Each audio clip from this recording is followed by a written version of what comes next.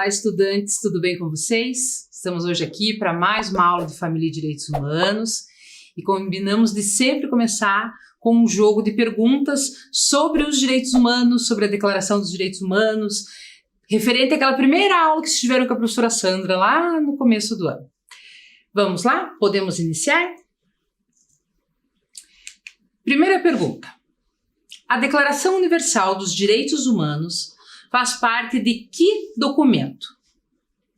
Letra A, da Carta Internacional de Direitos Humanos. Letra B, do Pacto Internacional sobre Direitos Civis e Políticos. Ou letra C, Convenção para a Prevenção e a Repressão do Crime de Genocídio. Vamos pensar bem. A Declaração Universal dos Direitos Humanos faz parte de qual documento? Acertou quem respondeu a letra A. Carta Internacional de Direitos Humanos. Vamos para a próxima? 2. O que a Organização das Nações Unidas, também conhecida por ONU, queria quando criou a Declaração Universal dos Direitos Humanos? Letra A. Montar um sistema de unificação mundial? Manter a paz e a segurança internacionais? Deixar que as pessoas se expressassem sem ser oprimidas e assim fazer o que bem entenderem? Pensaram? Já marcaram a alternativa que vocês acreditam que seja correta? Vamos lá? Letra B. O objetivo da ONU, quando criou a declaração, foi de manter a paz e a segurança internacional. 3. Em qual Constituição foram garantidos os direitos humanos no Brasil? Vamos lembrar em que ano foi constituída a Constituição do Brasil. Letra A, em 1970. Letra B, em 1988. Letra C, em 1945. Vamos pensar. Acertou quem respondeu que foi a Constituição de 1988. 4. Para a Assembleia Geral da ONU, a Declaração Universal dos Direitos Humanos tem como ideal ser atingido por todos os povos. Esse é o objetivo da ONU? Que os direitos humanos, essa declaração, atinja todos os povos? Vocês consideram essa afirmação verdadeira ou falsa? Ela é verdadeira. Sim, o objetivo é que todos os povos sejam assegurados pela declaração. 5. A Declaração Universal dos Direitos Humanos assegura o direito à livre expressão política e religiosa, à liberdade de pensamento e de participação política. Essa afirmativa é verdadeira ou é falsa? Livre expressão política, religiosa, liberdade de pensamento e participação política. Vamos lá? Acertou quem respondeu que é verdadeira. A Declaração Universal dos Direitos Humanos assegura o direito à livre expressão política, religiosa, liberdade de pensamento e de participação política. Será que é fácil garantir essa declaração para todos os povos do mundo? Será que todas as pessoas conseguem manifestar livremente o seu pensamento político, religioso? Será que existe uma maneira correta de pensar? Existe um pensamento que a gente pode dizer que é universal? A gente já vai falar um pouquinho mais disso, mas primeiro a gente trouxe um vídeo que traz um pouquinho as diferenças do nosso país. País não, do mundo. Como podemos ser diferentes uns dos outros? Usamos roupas diferentes, gostamos de coisas diferentes. Temos diferentes cores de pele e cabelos diferentes, e algumas pessoas nem cabelo têm. Podemos usar a mão direita ou a mão esquerda para escrever. Podemos segurar o lápis de jeitos diferentes. Falamos línguas diferentes, temos vozes e sotaques diferentes. Falamos rápido ou devagar. Temos medos de coisas diferentes.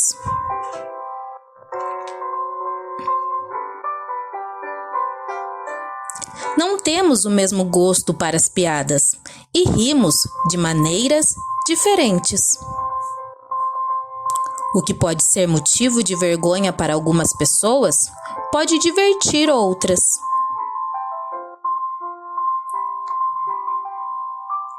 Temos opiniões diferentes sobre os outros. Há coisas que se podem fazer e coisas que não se podem. Dançamos e gesticulamos de maneiras diferentes. Podemos vir de países diferentes. Podemos morar em cidades diferentes. Andamos de ônibus ou de trem para destinos diferentes.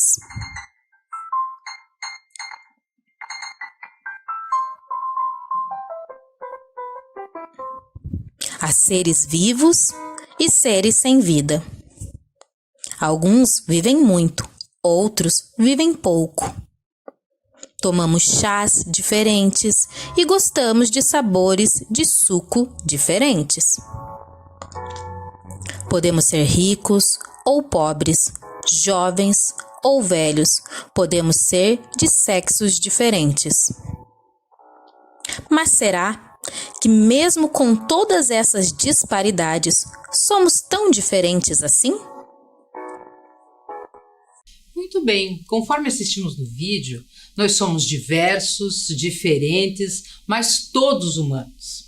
Na aula de hoje, nós vamos conhecer uma manifestação artística de uma província na África do Sul, de um povo chamado Ndebele. Primeiro, nós vamos localizar no mapa mundi a África do Sul. Lembrando, como a gente tem a imagem aqui, a África é um continente e nós vamos falar hoje especificamente da África do Sul, o país da África do Sul. Então, primeiro nós temos ali um mapa mundi que traz a nossa localização do Brasil e aonde fica a África do Sul, um país dentro do continente africano. A África do Sul possui 3 capitais, uma executiva, que é Pretória, uma legislativa, que é a cidade do Cabo, e a judiciária, que é Bloemfontein. Ali na imagem do mapa da África do Sul, a gente pode ver essas 3 capitais destacadas. Muito bem, então agora nós vamos conhecer uma vila que fica localizada na cidade de Mpumalanga, e que ficou mundialmente conhecida pelos desenhos geométricos das suas casas, das roupas coloridas das mulheres. Tanto as casas como as roupas, elas estão entre os mais bonitos do continente africano. Então, nessa primeira imagem, a gente tem ali algumas casas da aldeia e esses desenhos coloridos, né? Não se sabe bem ao certo a origem da pintura dessas casas, mas acredita-se que após uma terrível derrota numa guerra contra os colonizadores da língua holandesa, o povo explorado passou a utilizar as pinturas como uma simbologia de identificação entre eles, comunicando-se secretamente uns com os outros através da arte. Então acredita-se que foi feita essa pintura para eles poderem registrar o lugar deles, o espaço onde viviam, se reconhecerem entre eles. Daí nessa próxima imagem a gente tem que os murais eram feitos com materiais naturais que resultavam em tons terroso, mas ficaram mais vibrantes com a disponibilidade das tintas comerciais. Depois de algum tempo, eles passaram a ficar mais coloridos, né, com as tintas que a gente tem hoje em dia. Eles ficaram mais coloridos.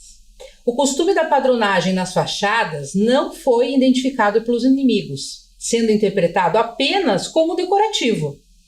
E assim deu-se continuidade ao que marcou uma época de desentendimentos e conflitos.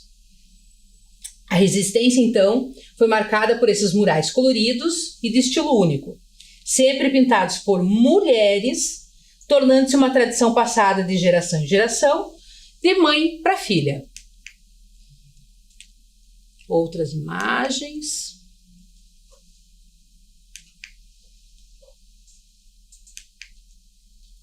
Aí a gente vai trazer a história da Esther Mahalungu. Ela foi responsável por levar a arte Ndebele a todo mundo. Ali nessa imagem a gente vê ela pintando um painel grande, né? E ela fala assim: a minha mãe e a minha avó ensinaram-me a pintar quando tinha apenas 10 anos. A partir daí, nunca mais parei. Sinto-me feliz quando eu pinto. Na foto ao lado a gente tem ela na casa dela. Nascida em 1935, Esther foi descoberta na década de 80, quando durante um período de muitas brigas na África do Sul, resolveu pintar todas as casas da tribo com a técnica que aprendeu aos 10 anos com a avó, para mostrar que ali moravam pessoas tão vivas quanto as cores, e tentando com isso que ninguém fosse desalojado. Em 1986, alguns pesquisadores franceses que viajavam em busca de movimentos artísticos tradicionais chegaram na região dela, né, em Kwamalanga, e se impressionaram com o trabalho de Esther. 3 anos depois, ela, que não conhecia nada fora dos limites da sua tribo, estava abrindo uma exposição coletiva em Paris, no Centro Pompidou. Então aqui a gente tem algumas imagens dela, agora já uma senhora, pintando. Ela continua pintando os murais, vende. Uma obra dela custa aproximadamente 10 mil euros.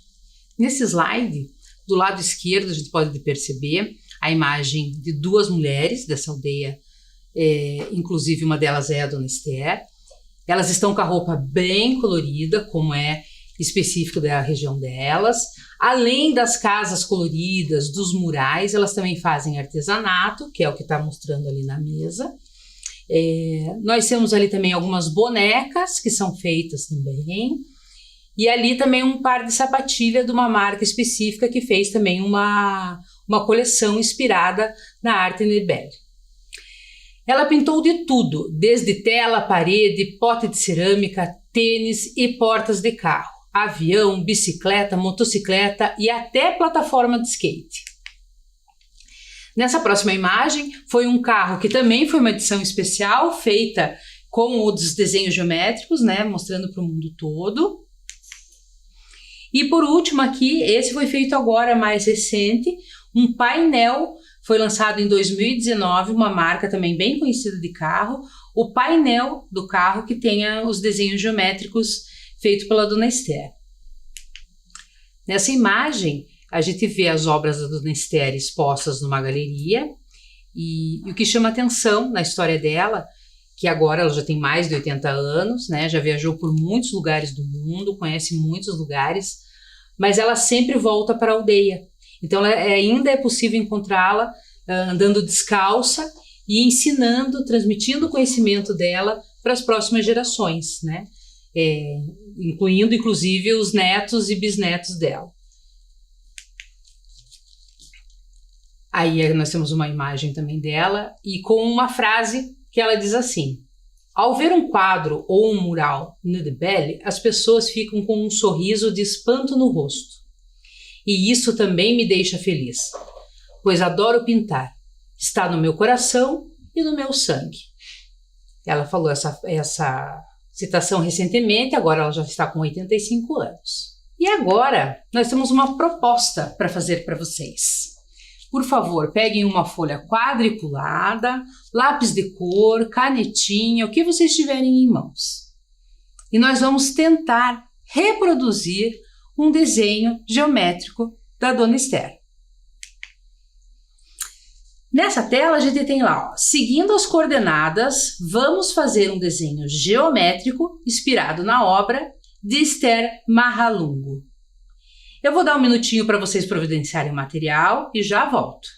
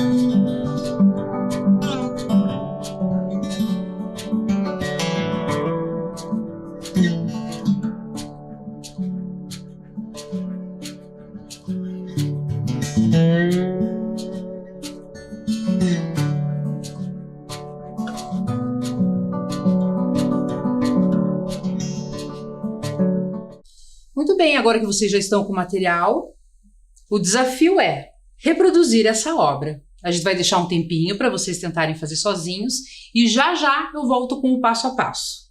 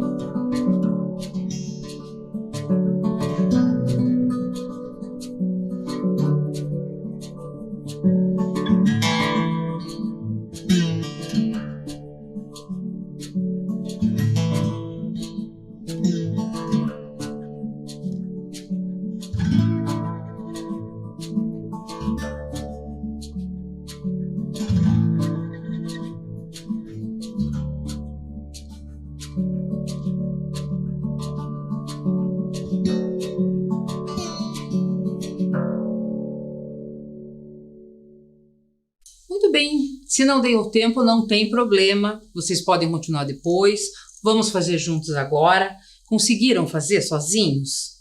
Parecia simples? Às vezes uma obra a gente olha e acha que é simples, que é fácil, e não é tão simples assim, né?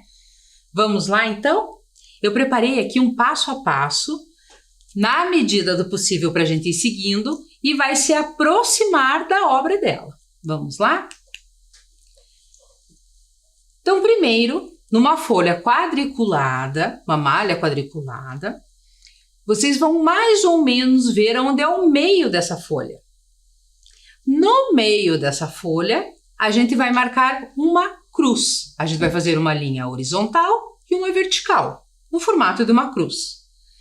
Juntamos essas linhas, formamos um círculo. Então, o primeiro passo que nós vamos fazer é um círculo no meio da folha com 4 quadrados. Conseguiram fazer esse primeiro passo? Vamos para o próximo. Agora, partindo do círculo, nós vamos pular uma linha e pintar 6 quadrados abaixo do círculo no sentido horizontal. Aqui eu fiz com a cor verde, mas vocês podem escolher a cor que tiver ao alcance de vocês, né? Pode ser lápis, canetinha, tinta. O importante é seguir os 6 quadrados. E logo abaixo do círculo, né? Continuando. Vamos nas duas extremidades. Temos 6 quadrados pintados. Nas duas pontas vamos subir 2 quadrados. E depois pintamos mais 4 no sentido horizontal. Conseguiram fazer? Então, nós temos 6, subimos 2 e depois vamos mais 4 para o lado horizontal. Próximo. Vamos novamente para a ponta, descemos 2 quadrados na vertical e mais um na horizontal. Mais ou menos já finalizamos a primeira parte do desenho. Agora nós vamos para o sentido oposto, fazer a mesma coisa.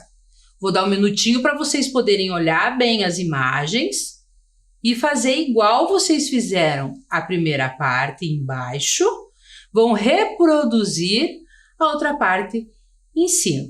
Vou dar um minutinho e já volto.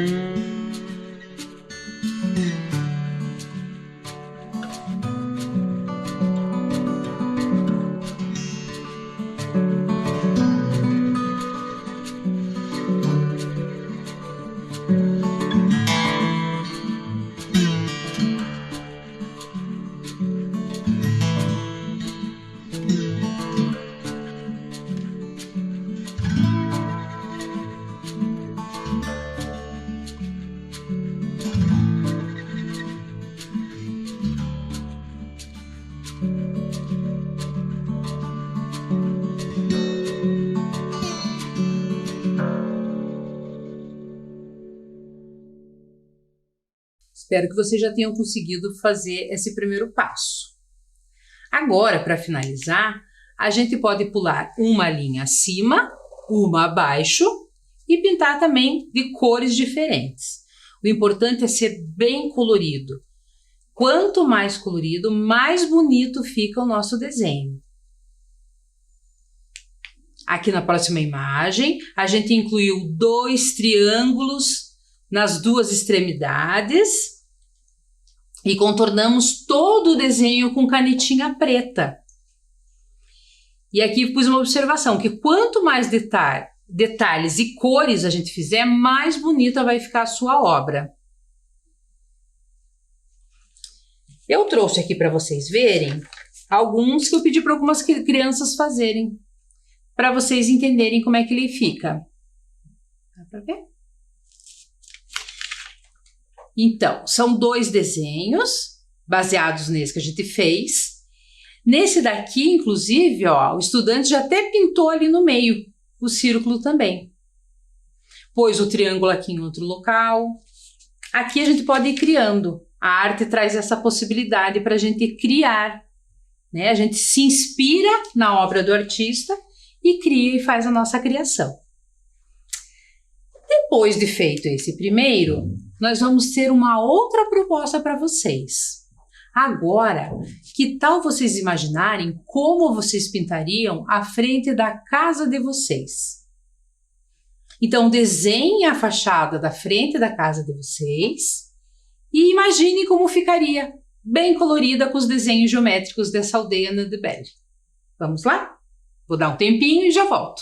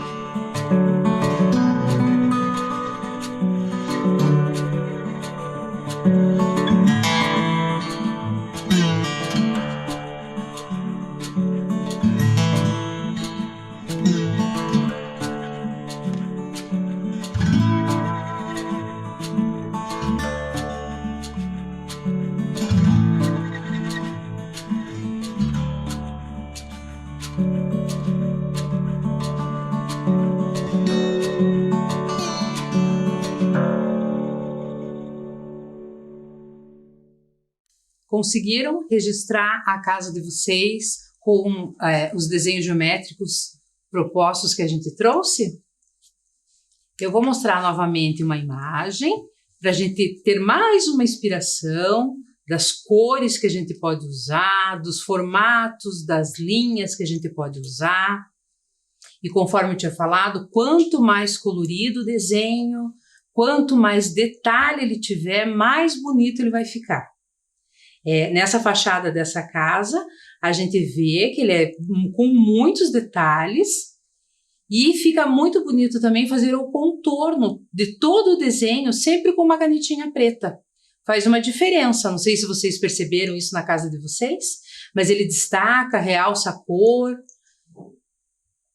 Vamos repetir essa imagem também, que é uma outra sugestão, uma outra ideia que vocês podem reproduzir no desenho da casa de vocês. Então, hoje é isso.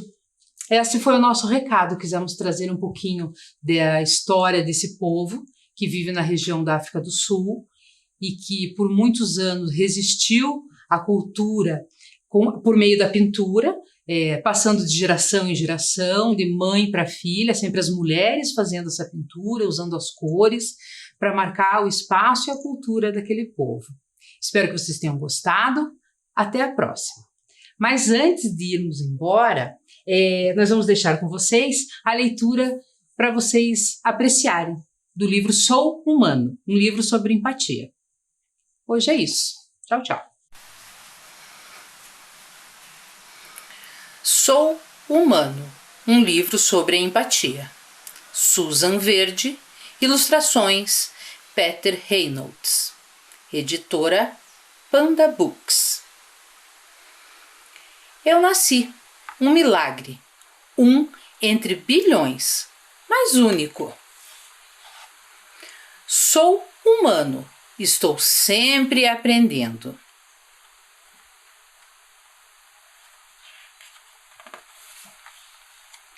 Estou descobrindo meu caminho e traçando o meu roteiro nesta incrível jornada. Tenho grandes sonhos, vejo possibilidades.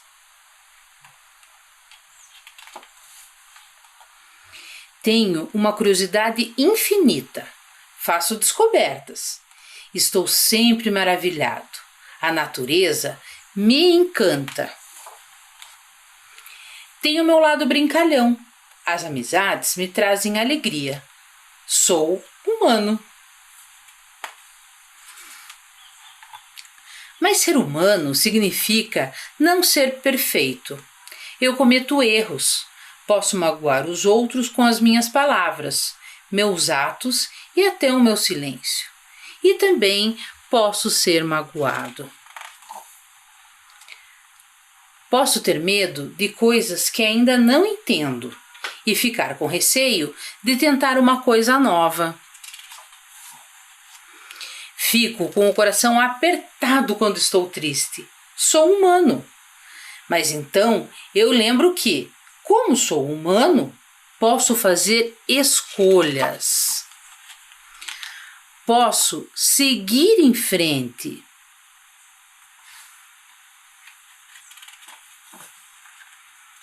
Se refletirmos bem, uma escolha ruim pode se tornar boa. Com gentileza, podemos transformar um dia ruim em um grande dia. Posso agir de forma solidária e estender a mão para ajudar os outros e tratar a todos de forma justa e imparcial. Posso escolher não brigar e, em vez disso, escutar o outro e tentar chegar a um acordo. Sou capaz de pedir que me desculpem e que me perdoem. Sou humano, um entre bilhões, mas único. Não estou sozinho, estou conectado aos meus amigos, à minha família e ao mundo. Juntos, somos todos seres humanos. E vou continuar tentando me tornar uma pessoa melhor. Estou cheio de esperança. Sou humano.